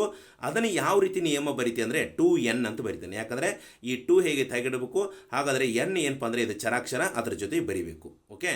ಇನ್ನು ನೆಕ್ಸ್ಟ್ ಈ ಅಕ್ಷರದ ಈ ವಿನ್ಯಾಸ ಅಂದಾಗ ಬೇಕಾಗಿರೋ ಬೆಂಕಿ ಕಡ್ಡಿಗಳ ಸಂಖ್ಯೆ ಎಷ್ಟು ಬಂದರೆ 5. ಇದನ್ನ ನಿಯಮ ಏನಂದರೆ 5n. ಅಂದರೆ ಈ n ಏನು ಸೂಚಿಸ್ತದಂದ್ರೆ ನಿನಗೆ ಎಷ್ಟು ಈ ಅಂದರೆ ವಿನ್ಯಾಸ ಅಂದರೆ ಈಗಳ ವಿನ್ಯಾಸನ 3 ಮಾಡ್ತೀವೋ 4 ಮಾಡ್ತೀವೋ ಆ ಎಷ್ಟು ವಿನ್ಯಾಸ ಬೇಕಲ್ಲ ಆ n ಫ್ಲೇಸ್ದಾಗ ತುಂಬಿದೆ ಅಂತಂದರೆ ಅಲ್ಲಿ ಬೇಕಾಗಿರುವ ಬೆಂಕಿ ಕಡ್ಡಿಗಳು ಏನಪ್ಪ ಅಂದರೆ ಸಿಕ್ಬಿಡ್ತದೆ. ಅವಾಗ ಇಲ್ಲಿ 5ರ ಜೊತೆ ಗುಣಿಸಿಬಿಟ್ರೆ ಮುಗಿದೋಯ್ತು, ನಿಮಗೆ ಎ ಮತ್ತು ಬಿ ಅನ್ನು ತೋರಿಸ್ಬಿಟ್ಟಾನೆ. ಹಾಗಾದರೆ ಇದರ ನಿಯಮ ಏನಂತಂದರೆ 5n ಅಂತ ಬರುತ್ತೆ. ಹಾಗಾದರೆ ನೆಕ್ಸ್ಟ್ ಏನಪ್ಪ ಅಂದರೆ ಇಲ್ಲಿ ಎಫ್ ಅನ್ನು ನೋಡ್ಕೋಬೋದು. ಎಸ್ ಅಕ್ಷರದ ವಿನ್ಯಾಸ ಇಲ್ಲಿ 5 ಬರುತ್ತೆ. ಹೌದಾ. ಹಾಗಾದರೆ ಇಲ್ಲಿ ಬೇಕಾಗಿರೋ ಬೆಂಕಿ ಕಡ್ಡಿಗಳು 5 ಅಂತ ತಿಳ್ಕೊಬೋದು. ಉದಾಹರಣೆ 1, 2, 3, ಹೌದಾ, 4, ಆಮೇಲೆ 5 ಬೆಂಕಿ ಕಡ್ಡಿಗಳು ಬೇಕು. ಹಾಗಾದರೆ ನಿಯಮ ಅಂತಂದಾಗ 5n ಅಂತ ಹಾಕ್ತಾನೆ ನಾನು. ಹೌದಾ. ನೀವು ಒಂದು ವೇಳೆ ಏನಪ್ಪ ಅಂದರೆ ಇಲ್ಲಿ ಎಸ್, ಹೌದಾ, ಅಕ್ಷರವನ್ನು 2 ಏನಾರ ಎಸ್ ಅಕ್ಷರ ಬರಿಬೇಕಂದ್ರೆ ಎಷ್ಟು ಬೆಂಕಿ ಕಡ್ಡಿಗಳ ಸಂಖ್ಯೆ ಬೇಕಂತ ಕೇಳ್ತಾರೆ ನಿಮ್ಮನ್ನು. ಅವಾಗ ಈ 5 ಏನೈತಿ ಬೆಂಕಿ ಕಡ್ಡಿಗಳ ಸಂಖ್ಯೆ, 1 ಎಸ್ ರಚನೆ ಮಾಡೋಕೆ ಬೇಕಾಗಿರೋ ಬೆಂಕಿ ಕಡ್ಡಿಗಳ ಸಂಖ್ಯೆ 5. ಈ n ಏನು ಸೂಚನೆ ಮಾಡ್ತೈತಿ, ಎಷ್ಟು ಎಸ್ಗಳನ್ನು ರಚನೆ ಮಾಡ್ಬೇಕಂತಂದರೆ ಈಗ 2 ಏನಪ್ಪ ಅಂದರೆ ಎಸ್ಗಳನ್ನು ರಚನೆ ಮಾಡ್ಬೇಕಂದ್ರೆ ಎಷ್ಟು ಬೆಂಕಿ ಕಡ್ಡಿಗಳು ಬೇಕನ್ನೋದು ಕಂಡುಹಿಡಿಯೋಕೆ ಈ n ಉಪಯೋಗ ಆಗುತ್ತೆ. ಉದಾಹರಣೆ 2, ಹೌದಾ, 2 ಎಸ್ ರಚನೆ ಮಾಡ್ತಾನೆ ನಾನು. ಹಾಗಾದರೆ ಎಷ್ಟು ಬೇಕಾಗತ್ತಂದರೆ ಬೆಂಕಿ ಕಡ್ಡಿಗಳು 5 2 10. ಹಾಗಾದರೆ 10 ಬೆಂಕಿ ಕಡ್ಡಿಗಳು ಬೇಕು. ಅದರ ಸಲುವಾಗಿ n ಅನ್ನು ಇಲ್ಲಿ ಇಟ್ಕೋತಾನೆ. ಓಕೆ. ಹಾಗಾದರೆ ನೆಕ್ಸ್ಟ್ ನೋಡ್ಕೋಬೋದು ನೀವು ಜಿ ಅನ್ನು. ಎ ಅಕ್ಷರದ ಎ ವಿನ್ಯಾಸ ಅಂತಂದರೆ ಇಲ್ಲಿ ಎಷ್ಟು ಬರ್ತದೆ ಅಂದರೆ ಎ ವಿನ್ಯಾಸ ಅಂದರೆ ಬೇಕಾಗಿರೋ ಬೆಂಕಿ ಕಡ್ಡಿಗಳು 6 ಅಂತ ಕೊಟ್ಟರು. ಯಾವ ರೀತಿ ಅಂತಂದರೆ 1, 2, 3, ಆಮೇಲೆ 4, 5, 6 ಈ ರೀತಿ ಬರುತ್ತೆ. ಓಕೆ. ಹಾಗಾದರೆ ಒಂದು ಎ ಅಕ್ಷರವನ್ನು ರಚನೆ ಮಾಡಬೇಕಂದ್ರೆ ಬೇಕಾಗಿರೋ ಬೆಂಕಿ ಕಡ್ಡಿಗಳು ಎಷ್ಟಂದರೆ 6. ಅದರ ನಿಯಮ ಏನಂತಂದರೆ 6n. ಅರ್ಥ ಆಯ್ತಾ. ಹಾಗಾದರೆ ಇನ್ನು ನೆಕ್ಸ್ಟ್ ನಾವು 2ನೇ ಪ್ರಶ್ನೆಯನ್ನು ಗಮನ ಹರಿಸೋಣ ಯಾವ ರೀತಿ ಇದೆ ಅಂಥೇಳಿ. ಇಲ್ಲಿ 2ನೇ ಪ್ರಶ್ನೆಯನ್ನು ನೋಡ್ಕೋಬೋದು ನೀವು ಯಾವ ರೀತಿ ಇದೆ ಅಂಥೇಳಿ. ಎಲ್, ಸಿ ಹಾಗೂ ಎಫ್ ಅಕ್ಷರಗಳ ವಿನ್ಯಾಸದ ನಿಯಮವನ್ನು ತಿಳಿದುಕೊಂಡಿದ್ದೇವೆ. ಅಂದರೆ ಉದಾಹರಣೆ ಏನಪ್ಪ ಅಂದರೆ ನೋಡುವಾಗ ಈ ಎಲ್, ಸಿ, ಎಫ್, ಹೌದಾ, ಈ ಎಲ್ ಮತ್ತು ಸಿ ಹಾಗೂ ಎಫ್ ಅಕ್ಷರಗಳ ವಿನ್ಯಾಸ ರಚನೆ ಮಾಡಬೇಕಂದ್ರೆ ಎಷ್ಟು ಬೆಂಕಿ ಕಡ್ಡಿಗಳು ಬೇಕಂದ ತಿಳ್ಕೊಂಡಿದ್ದು. ಈಗ ಉದಾಹರಣೆ ಎಲ್ ರಚನೆ ಆಗಬೇಕಂದ್ರೆ 2 ಬೆಂಕಿ ಕಡ್ಡಿಗಳು ಬೇಕು. ಸಿ ರಚನೆ ಆಗಬೇಕಂದ್ರೆ 3 ಬೆಂಕಿ ಕಡ್ಡಿಗಳು ಬೇಕು. ಅದೇ ರೀತಿ ಏನಪ್ಪ ಅಂದರೆ ಎಫ್ ರಚನೆ ಆಗಬೇಕಂತಂದರೆ 4 ಬೆಂಕಿ ಕಡ್ಡಿಗಳು ಬೇಕು. ಇದರ ವಿನ್ಯಾಸ. ಹೌದಾ. ಹಾಗಾದರೆ ಈ ಅಭ್ಯಾಸದ ಮೊದಲ ಪ್ರಶ್ನೆಯಲ್ಲಿ ಬರುವ ಕೆಲವು ಅಕ್ಷರಗಳ ವಿನ್ಯಾಸಗಳ ನಿಯಮಗಳು ಎಲ್ ಅಕ್ಷರದ ವಿನ್ಯಾಸದ ನಿಯಮವನ್ನೇ ಹೊಂದಿವೆ. ಅವುಗಳು ಯಾವುವು? ಅವುಗಳು ಒಂದೇ ಆಗಿರಲು ಕಾರಣವೇನು ಅಂತ ಕೇಳಿದ್ದಾರೆ. ಈಸಿಯಾಗಿ ನಮ್ಗೆ ಏನಪ್ಪ ಅಂತಂದರೆ ಈ ಪ್ರಶ್ನೆಗೆ ಉತ್ತರವನ್ನು ನಾವು ಹುಡುಕಬಹುದು. ಎಲ್ ವಿನ್ಯಾಸವನ್ನು ಹೊಂದುವಂಥ ಅಕ್ಷರಗಳು ಯಾವುವು ಅಂತ ಕೇಳಿದ್ದಾರೆ. ಈಗ ನಿಮ್ಮ ಕಣ್ಣೆದ್ರೆ ಏನಪ್ಪ ಅಂದರೆ ವಿ ಕಾಣತತಿ. ಹೌದಾ. ಏನಪ್ಪ ಅಂತಂದರೆ ಈ ವಿ ಕಾಣ್ತತಿ. ನೆಕ್ಸ್ಟ್ ಏನಪ್ಪ ಅಂತಂದರೆ ಇಲ್ಲಿ ಬಂದರೆ ಟಿ ಮತ್ತು ಏನಪ್ಪ ಅಂತಂದರೆ ವಿ, ಇವು ಎಲ್ ಅಕ್ಷರದ ವಿನ್ಯಾಸವನ್ನು ಹೊಂದಿದೆ ಅಂತ ಹೇಳ್ಬೋದು. ಅದು ಯಾಕೆ ಅನ್ನೋದು ಬರ್ತಾನೆ ನೋಡ್ಕೋಬೋದು. ಇಲ್ಲಿ ಎಲ್ ಅಕ್ಷರದ ನಿಯಮ ಏನಪ್ಪ ಅಂತಂದರೆ 2n ಅಂತಿದೆ. ಹೌದಾ. ಈ 2 ಅನ್ನೋದು ಒಂದು ಎಲ್ ರಚನೆ ಮಾಡಬೇಕಂದ ಬೆಂಕಿ ಕಡ್ಡಿಗಳ ಸಂಖ್ಯೆ. ಈ n ಅನ್ನೋದು ಏನಂತ ಅಂದರೆ ಎಷ್ಟು ಎಲ್ ರಚನೆ ಮಾಡ್ಬೇಕನ್ನೋದು ಏನಪ್ಪ ಅಂದರೆ ಇದು n ಸೂಚನೆ ಕೊಡ್ತೈತಿ. ಎಷ್ಟು ಎಲ್ ರಚನೆ ಮಾಡ್ಬೇಕನ್ನೋದು ಈ ಎಲ್ ಸೂಚನೆ ಕೊಡ್ತೈತಿ. ಹಾಗಾದರೆ ಇಲ್ಲಿ ಎಲ್ ಅಕ್ಷರದ ನಿಯಮ ಹೊಂದಿದ ಅಕ್ಷರಗಳು ಯಾವ್ಯಾವ ಅಂದರೆ ಟಿ ಮತ್ತು ವಿ ಅಂತ ಬರುತ್ತೆ. ಓಕೆ. ಆ ಪ್ರಶ್ನೆ ಒಳಗೆ ನಿಮಗೆ ಏನಪ್ಪ ಅಂದರೆ ತೋರಿಸಿದೆ ನಾನು. ಟಿ ಮತ್ತು ವಿ ಅಂತ ಬರುತ್ತೆ. ಯಾಕೆ ಬರ್ತಾವು ಟಿ ಮತ್ತು ವಿನ ಯಾಕೆ ಬರ್ತಾವೆ ಅಂದರೆ ಟಿ ಮತ್ತು ವಿ ಅಕ್ಷರಗಳು ಒಂದೇ ನಿಯಮವನ್ನು ಹೊಂದಿವೆ. ಹೆಂಗೆ ಒಂದೇ ನಿಯಮ ಹೊಂದಿದೆ? ಈ ಟಿನೂ ಏನಪ್ಪ ಅಂದರೆ 2n ಬರುತ್ತೆ, ವಿಗೂ ಏನಪ್ಪ ಅಂದರೆ 2n ಬರುತ್ತೆ. ಅದರ ಸಲುವಾಗಿ ಇಲ್ಲಿ ಎಲ್ ಅಕ್ಷರದ ನಿಯಮ ಏನೈತೆ ಅಂದರೆ 2n ಬರುತ್ತೆ. ಹೌದಾ. ಹಾಗಾದರೆ ಇವು ಏನಪ್ಪ ಅಂತಂದರೆ ಎಲ್ ಅಕ್ಷರದ ವಿನ್ಯಾಸವನ್ನು ಟಿ ಮತ್ತು ವಿ ಹೊಂದಿದೆ ಅಂತ ಹೇಳ್ಬೋದು. ಅರ್ಥ ಆಯ್ತು ಮಕ್ಕಳೇ. ಹಾಗಾದರೆ ನೆಕ್ಸ್ಟ್ 3ನೇ ಪ್ರಶ್ನೆಯನ್ನು ನೋಡ್ಕೋಣ. ಇಲ್ಲಿ ನೋಡ್ಕೋಬೋದು ಮಕ್ಕಳೇ ನೀವು ಏನಿದೆ ಅಂತ 3ನೇ ಪ್ರಶ್ನೆ. ಕೆಲವು ವಿದ್ಯಾರ್ಥಿಗಳು ಪೆರೇಡ್ನಲ್ಲಿ ಸಾಗುತ್ತಿದ್ದಾರೆ. ಪೆರೇಡ್ನಲ್ಲಿ ಅಂತಂದರೆ ಏನಪ್ಪ ಅಂದರೆ ಫರ್ವಾತ್ಗಿರಿ ಅಥವಾ ಫೆರೇಡು ಹಿಂಗದು ಮಾಡ್ತಾರಲ್ಲ ಅದ್ರೊಳಗೆ ಏನಪ್ಪ ಅಂದರೆ ಹೊರಟಾರವರು. ಪೆರೇಡ್ನ ಪ್ರತಿ ಸಾಲಿನಲ್ಲಿ ಅಂದರೆ ಒಂದೊಂದು ಸಾಲಿನಲ್ಲಿ ಎಷ್ಟಪ್ಪ ಅಂದರೆ 5 ವಿದ್ಯಾರ್ಥಿಗಳಿದ್ದಾರೆ ಅಂತ ಹೇಳ್ತಾರೋ. ಒಟ್ಟು ಸಾಲುಗಳ ಸಂಖ್ಯೆ ಗೊತ್ತಿದ್ದಾಗ ಒಟ್ಟು ವಿದ್ಯಾರ್ಥಿಗಳ ಸಂಖ್ಯೆಯನ್ನು ತಿಳಿಸುವ ನಿಯಮ ಯಾವುದು? ಅಂದರೆ ಈ ಸಾಲುಗಳ ಸಂಖ್ಯೆ ಗೊತ್ತಿರಬೇಕು ನಿನಗೆ. ಹೌದಾ, ಸಾಲುಗಳ ಸಂಖ್ಯೆ ಗೊತ್ತಿರಬೇಕಂತಂದ್ರೆ ಅಲ್ಲಿ ಎಷ್ಟು ವಿದ್ಯಾರ್ಥಿಗಳದಾರ ಅಂತ ಕಂಡುಹಿಡಿಬೋದು. ಹೌದಾ, ಹಾಗಾದರೆ ಇಲ್ಲಿ ವಿದ್ಯಾರ್ಥಿಗಳ ಸಂಖ್ಯೆ ಏನಪ್ಪ ಅಂತಂದರೆ ಕಂಡುಹಿಡಿಬೇಕಂತಂದರೆ ಒಟ್ಟು ಸಾಲುಗಳ ಸಂಖ್ಯೆಯನ್ನು ಕಂಡುಹಿಡಿಬೇಕು, ಅಥವಾ ಎಷ್ಟು ಅದಾವ ಅಂತ ಗೊತ್ತಿರಬೇಕು. ಇಲ್ಲಿ ಸಾಲುಗಳ ಸಂಖ್ಯೆಯನ್ನು ಸೂಚಿಸುವ ಚರಾಕ್ಷರ ಯಾವುದಪ್ಪ ಅಂತಂದರೆ ಎನ್ ಅಂತ ಬಳಸ್ತಾನೆ. ಸಾಲುಗಳ ಸಂಖ್ಯೆಯನ್ನು ಸೂಚಿಸುವ ಚರಾಕ್ಷರ ಏನಪ್ಪ ಅಂದರೆ ಎನ್ ಅಂತ ಬಳಕೆ ಮಾಡೋದು. ಹೌದಾ, ಹಾಗಾದರೆ ಇಲ್ಲಿ ನೆಕ್ಸ್ಟು ಯಾವ ರೀತಿ ಆನ್ಸರ್ ಮಾಡ್ಬೋದು ಅಂತ ನೋಡೋಣ. ಇದಕ್ಕೆ ಮೂರನೇದಕ್ಕೆ ಇಲ್ಲಿ ಬರ್ದೇನೆ ಏನಂತಂದರೆ ನೋಡ್ರಿ, ಫೆರೆಡ್ನ ಪ್ರತಿ ಸಾಲಿನಲ್ಲಿ 5 ವಿದ್ಯಾರ್ಥಿಗಳಿದ್ದಾರೆ. ಅಂದರೆ ಪೆರೆಡ್ನ ಪ್ರತಿ ಸಾಲಿನಲ್ಲಿ ಎಷ್ಟಿದ್ದಾರೋ 5 ವಿದ್ಯಾರ್ಥಿಗಳಿದ್ದಾರೆ. ಸಾಲುಗಳ ಸಂಖ್ಯೆ ಎನ್ ಆಗಿದೆ, ಗೊತ್ತಿಲ್ಲ ಎಷ್ಟು ಸಾಲುಗಳದಾವ ಅನ್ನೋದು ಗೊತ್ತಿಲ್ಲ. ಹೌದಾ, ಒಟ್ಟು ವಿದ್ಯಾರ್ಥಿಗಳ ಸಂಖ್ಯೆ ನಿಯಮ ಏನಪ್ಪ ಅಂದರೆ 5n. ನೀವು ಹೇಳೋದಿಲ್ಲಿ ಅರ್ಥ ಮಾಡ್ಕೋಬೇಕು. ಯಾವ ರೀತಿಪ್ಪ ಅರ್ಥ ಮಾಡ್ಕೋಬೇಕಂತಂದ್ರೆ ಇಲ್ಲಿ ನೀವು ನೋಡಿಲ್ಲಿ, ಇಲ್ಲಿ ಒಂದು ಸಾಲಿನಲ್ಲಿ ವಿದ್ಯಾರ್ಥಿಗಳ ಸಂಖ್ಯೆ ಎಷ್ಟೈತೆ 5 ಇದೆ. ಓಕೆ, ಹಾಗಾದರೆ ಆ ವಿದ್ಯಾರ್ಥಿಗಳ ಸಂಖ್ಯೆ ಇದು ಒಂದು ಸಾಲಿನಲ್ಲಿ. ಹಾಗಾದರೆ ಎಷ್ಟು ಸಾಲದ ಅನ್ನೋದು ಗೊತ್ತಿಲ್ಲ, ಅದನ್ನು ಎನ್ನದಾಗ ತುಂಬಬೇಕು. ಎನ್ ಏನಪ್ಪ ಅಂದರೆ ಎಷ್ಟು ಸಾಲುಗಳದಾವ ಅನ್ನೋದು ಹೇಳಬೇಕು. ಹಾಗಾದರೆ ಒಂದು ಸಾಲಿನಲ್ಲಿ 5 ವಿದ್ಯಾರ್ಥಿಗಳು, ಒಂದೇಳೆ ಈ ಎನ್ ಇಸ್ಕೊಲ್ಟು ಏನಪ್ಪ ಅಂದರೆ ಸಾಲುಗಳ ಸಂಖ್ಯೆಯನ್ನು ಸೂಚಿಸ್ತೈತಿ. ಒಂದೇಳೆ ಇಲ್ಲಿ 6 ಸಾಲುಗಳ ಸಂಖ್ಯೆ ಇತ್ತು ಅಂತ ತಿಳ್ಕೊ, ಎನ್ ಇಸ್ಕೊಲ್ಟು 6, 6 ಸಾಲುಗಳ ಸಂಖ್ಯೆ ಅಂತ ತುಂಬ್ಕೊಂಡು. ಹಾಗಾದರೆ ಇಲ್ಲಿ ಒಟ್ಟು ವಿದ್ಯಾರ್ಥಿಗಳ ಸಂಖ್ಯೆಯನ್ನು ಈಸಿಯಾಗಿ ಕಂಡುಹಿಡ್ಕೋಬೋದು. ಏನಪ್ಪ ಅಂದರೆ 5 6 30. ಇದು ಬ್ಯಾಡ್ ನಮಗೆ, ಇದು ಲೆಕ್ಕ ಏನಪ್ಪ ಅಂದ್ರೆ ಅವಶ್ಯಕತೆ ಇಲ್ಲ. ಆದರೆ ಎದಕ್ಕೆ ಇದನ್ನು ತೋರಿಸೇನಪ್ಪ ಅಂತಂದರೆ ಈ 5n ಯಾಕೆ ಬರ್ತದೆ ಅನ್ನೋದು ತೋರಿಸೇನೆ ನಮಗೆ. ಈ 5 ಅನ್ನೋದು ವಿದ್ಯಾರ್ಥಿಗಳ ಸಂಖ್ಯೆ, ಇದು n ಅನ್ನೋದು ಏನಪ್ಪ ಅಂದರೆ ಸಾಲುಗಳ ಸಂಖ್ಯೆ. ಹಾಗಾದರೆ ವಿದ್ಯಾರ್ಥಿಗಳ ಸಂಖ್ಯೆ ಮತ್ತು ಪ್ರತಿ ಸಾಲಿನಲ್ಲಿ ವಿದ್ಯಾರ್ಥಿಗಳ ಸಂಖ್ಯೆ ಮತ್ತು ಒಟ್ಟು ಸಾಲುಗಳ ಸಂಖ್ಯೆಯನ್ನು ಗುಣಿಸಿದಾಗ ಏನಪ್ಪ ಅಂತಂದರೆ ನಮಗೆ ಒಟ್ಟು ವಿದ್ಯಾರ್ಥಿಗಳ ಸಂಖ್ಯೆ ದೊರೀತೈತಿ. ಅರ್ಥ ಆಯ್ತು ಮಕ್ಕಳೇ? ಅದರ ಸಲುವಾಗಿ ಏನಪ್ಪ ಅಂದರೆ ಫೆರೆಡ್ನ ಪ್ರತಿ ಸಾಲಿನಲ್ಲಿ 5 ವಿದ್ಯಾರ್ಥಿಗಳಿದ್ದಾರೆ, ಸಾಲುಗಳ ಸಂಖ್ಯೆ ಎನ್ ಆಗಿದೆ ಅಂದರೆ ಗೊತ್ತಿಲ್ಲ. ಹಾಗಾದರೆ ಒಟ್ಟು ವಿದ್ಯಾರ್ಥಿಗಳ ಸಂಖ್ಯೆಯನ್ನು ಕಂಡುಹಿಡಿಬೇಕಂದ್ರೆ ಆ ನಿಯಮ ಏನಪ್ಪ ಅಂದರೆ ಹೆಂಗೆ ಬರ್ಕೋಬೇಕಂದ್ರೆ ಒಟ್ಟು ವಿದ್ಯಾರ್ಥಿಗಳ ಸಂಖ್ಯೆಯನ್ನು ಕಂಡುಹಿಡಿಬೇಕಂದ್ರೆ ನಿಯಮ ಈಸ್ಕೊಲ್ಟು ಏನಪ್ಪ ಅಂದರೆ 5n ಅಂತ ಬರುತ್ತೆ. ಅರ್ಥ ಆಯ್ತು ಮಕ್ಕಳೇ? ಹಾಗಾದರೆ ನೆಕ್ಸ್ಟ್ ಇನ್ನು 4ನೇ ಪ್ರಶ್ನೆಯನ್ನು ನೋಡೋಣ, ಅದು ಯಾವ ರೀತಿ ಇದೆ ಅಂತೇಳಿ. ಇಲ್ಲಿ ನೀವು ಗಮನ ಹರಿಸ್ಬೋದು ಮಕ್ಕಳೇ. 4ನೇ ಪ್ರಶ್ನೆಯನ್ನು, ಒಂದು ಡಬ್ಬದಲ್ಲಿ 50 ಮಾವಿನ ಹಣ್ಣುಗಳಿವೆ. ಅಂದರೆ ಒಂದು ಬಾಕ್ಸ್ನಾಗ ಎಷ್ಟು ಮಾವಿನ ಹಣ್ಣುಗಳ ಸಂಖ್ಯೆ ಅದಾವಪ್ಪ? ಮಾವಿನ ಹಣ್ಣುಗಳ ಸಂಖ್ಯೆ ಎಷ್ಟೈತೆ ಅಂದರೆ ಒಂದು ಬಾಕ್ಸ್ನಾಗ 50 ಹಣ್ಣು ಅದಾವೆ, ಮಾವಿನ ಹಣ್ಣುಗಳಿವೆ. ಮಾವಿನ ಹಣ್ಣುಗಳ ಡಬ್ಬಗಳ ಸಂಖ್ಯೆಯನ್ನು ಪ್ರತಿನಿಧಿಸುವ ಚರಾಕ್ಷರದ ಮೂಲಕ, ಡಬ್ಬಗಳ ಸಂಖ್ಯೆ ಎಷ್ಟು ಅನ್ನೋದು ಗೊತ್ತಿಲ್ಲ, ಒಂದು ಡಬ್ಬದೊಳಗೆ 50 ಮಾವಿನ ಹಣ್ಣು ಅದಾವೆ. ಓಕೆ, ಹಾಗಾದರೆ ಮಾವಿನ ಹಣ್ಣುಗಳ ಡಬ್ಬಗಳ ಸಂಖ್ಯೆಯನ್ನು ಪ್ರತಿನಿಧಿಸುವ ಚರಾಕ್ಷರ ಯಾವುದನ್ನೇ ತೆಗೆದುಕೊಳ್ಳಿ ನೀವು. ಹೌದಾ, ಆದರೆ ಅವ್ರು ಕೊಟ್ಟಾರೆ ಇಲ್ಲಿ ಚರಾಕ್ಷರ ಅದನ್ನು ತೊಗೋಬೇಕಂತೇಳಿ. ಡಬ್ಬಗಳ ಸಂಖ್ಯೆಯನ್ನು ಸೂಚಿಸುವಂಥ ಚರಾಕ್ಷರ ಇಲ್ಲಿ ಬಿ ಅಂತ ಕೊಟ್ಟಾರೆ. ನೆಕ್ಸ್ಟ್ ನೋಡ್ರಿ ಏನೈತಂತ, ಒಟ್ಟು ಮಾವಿನ ಹಣ್ಣುಗಳನ್ನು ತಿಳಿಸುವ ನಿಯಮ ಯಾವುದು? ಹೌದಾ, ಹಾಗಾದರೆ ಇಲ್ಲಿ ಈಸಿಯಾಗಿ ನೀವು ನೋಡ್ಕೋಬೋದು ಯಾವ ರೀತಿ ಅಂತೇಳಿ. ಒಂದು ಡಬ್ಬದಲ್ಲಿ ಮಾವಿನ ಹಣ್ಣುಗಳ ಸಂಖ್ಯೆ ಎಷ್ಟಿದೆ? 50 ಇದೆ, ಇದಂತೆ ಗೊತ್ತೈತಿ. ಹಾಗಾದರೆ ಇಲ್ಲಿ ಒಂದು ಡಬ್ಬದಲ್ಲಿರುವ ಮಾವಿನ ಹಣ್ಣುಗಳ ಸಂಖ್ಯೆ, ನೀವು ಒಂದೇಳೆ 10 ಡಬ್ಬ ಎತ್ತಂದರೆ ಎಷ್ಟು ಮಾವಿನ ಹಣ್ಣುಗಳ ಸಂಖ್ಯೆ ಇರ್ತಾವೆ ಅಂತ ಕೇಳ್ತಾರೆ. ಹಾಗಾದರೆ ಡಬ್ಬಗಳ ಸಂಖ್ಯೆಯನ್ನು ಸೂಚಿಸೋಕೆ ಯಾವ ಒಂದು ಚರಾಕ್ಷರ ತೊಗೊಂಡಾರ ಅವರು? ಬಿ ಅಂತ ತೊಗೊಂಡಾರ. ನಾನು ಬಿ ಈಸ್ಕೊಲ್ಟು ಇದು ಡಬ್ಬಗಳ ಸಂಖ್ಯೆಯನ್ನು ಸೂಚಿಸುವ ಚರಾಕ್ಷರ. ಹೌದಾ, ಏನು ಮಾಡ್ತಾನೆ ಅಂದರೆ 5 ಬರಿತೇನೆ. ಒಂದು ಮಾವಿನ ಹಣ್ಣು ಏನಪ್ಪ ಅಂದರೆ ಒಂದು ಡಬ್ಬದೊಳಗೆ 50 ಮಾವಿನ ಹಣ್ಣು ಅದಾವೆ, 5 ಡಬ್ಬದೊಳಗೆ ಎಷ್ಟು ಅಂದಂಗೆ. ಇದನ್ನು ಹೆಂಗೆ ಬರ್ಕೋಬೇಕು ನಿಯಮ? 50 ಬಿ ಅಂತ ಬರ್ಕೋಬೇಕು. ಅರ್ಥ ಆಯ್ತಾ? ಅವಾಗ 50 ಬಿ ಸ್ಥಾನದಾಗ ಡಬ್ಬಗಳ ಸಂಖ್ಯೆ 5 ತುಂಬಿದರೆ ಈಸ್ಕೊಲ್ಟು 5 ಪೂಜ್ಲೆ 5 5 25 250 ಮಾವಿನ ಹಣ್ಣುಗಳು ಬರ್ತಾವೆ. ಅರ್ಥ ಆಯ್ತಾ? ಹಾಗಾದರೆ ಬಿ ಏನಪ್ಪ ಅಂದರೆ ಮಾವಿನ ಏನಪ್ಪ ಅಂದರೆ ಡಬ್ಬಗಳ ಸಂಖ್ಯೆ. ಒಂದು ಡಬ್ಬದೊಳಗೆ 50 ಹಣ್ಣುಗಳಿದ್ರೆ 5 ಡಬ್ಬದೊಳಗೆ ಎಷ್ಟು ಮಾವಿನ ಹಣ್ಣು ಇರ್ತಾವೆ ಅಂತ ಅರ್ಥ. ಇದು ಲೆಕ್ಕ ಬಿಡಿಸಿ ತೋರಿಸಿದೆ ನಿಮಗೆ. ಅದನ್ನು ಹೆಂಗೆ ಬರೀಬೇಕು ನಿಯಮ ಅಂತ ಕೇಳ್ತಾರೆ. ಯಾಕಂದರೆ ಒಟ್ಟು ಡಬ್ಬಗಳ ಏನಪ್ಪ ಅಂದರೆ ಡಬ್ಬಗಳ ಸಂಖ್ಯೆಯನ್ನು ಸೂಚಿಸುವ ಒಂದು ಅಕ್ಷರ ಯಾವುದು, ಚರಾಕ್ಷರ ಯಾವುದು ಅಂತ ಕೇಳಿದಾಗ ಇಲ್ಲಿ ಬಿ ಅಂತ ಬರುತ್ತೆ. ಅದಕ್ಕೆ 50 ಬಿ ಅಂತ ಬರಿಬೋದು. ಅದನ್ನೇ ನಿಮಗೆ ಇಲ್ಲಿ ತೋರಿಸಿದೆ ನೋಡ್ರಿ. ಇಲ್ಲಿ ಒಂದು ಡಬ್ಬದಲ್ಲಿರುವ ಮಾವಿನ ಹಣ್ಣುಗಳ ಸಂಖ್ಯೆ 50. ಓಕೆ, ಡಬ್ಬಗಳ ಸಂಖ್ಯೆ ಬಿ ಅಂದರೆ ಆ ಸಂಖ್ಯೆಯನ್ನು ಸೂಚಿಸುವ ಚರಾಕ್ಷರ ಯಾವುದಪ್ಪ ಅಂದರೆ ಬಿ. ಒಟ್ಟು ಮಾವಿನ ಹಣ್ಣುಗಳ ಸಂಖ್ಯೆಯನ್ನು ಕಂಡುಹಿಡಿಬೇಕಂದ್ರೆ ಅದನ್ನು ಯಾವ ರೀತಿ ಅಂದರೆ 50 ಬಿ. ಹೌದಾ, ಒಟ್ಟು ಮಾವಿನ ಹಣ್ಣುಗಳಂತಂದರೆ ನೀ ಎಷ್ಟು ಡಬ್ಬಗಳನ್ನು ಸೂಚಿಸ್ತಿಲ್ಲ ಅದಕ್ಕೆ ಗುಣಾಕಾರ ಮಾಡ್ಕೋಬೇಕು.